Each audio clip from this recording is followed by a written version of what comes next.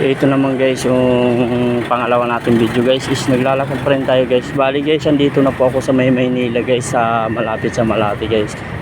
Bali papunta po kasi ako ng Malati guys doon sa project ko, kaya sumakay po ako ng joyride guys. Biglang nabutasan, ito po yung motor.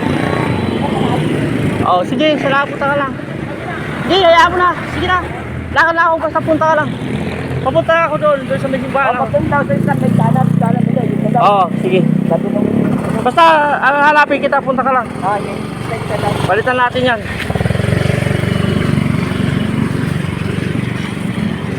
Yan guys, oh.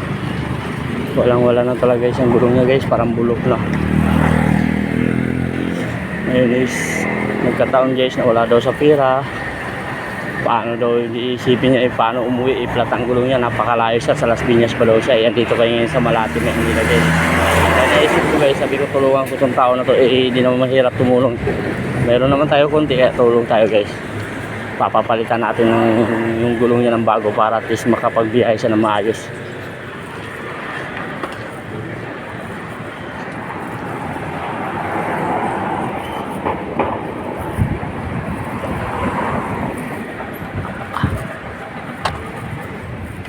Ano, may tubig? Parang may tubig ang gulong niya guys, yung dami ng gulong niya. Lumabas na yung ano, parang lumabas na yung pinaka ano niya. Tawag dyan.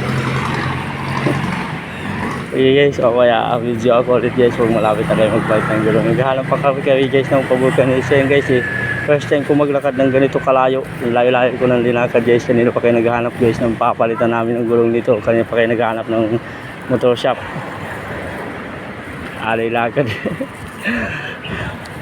Tumulong na nga tayo. Naglilakad pa tayo ng malayo. Ayun guys, so tinutugoyan yung motor nyo.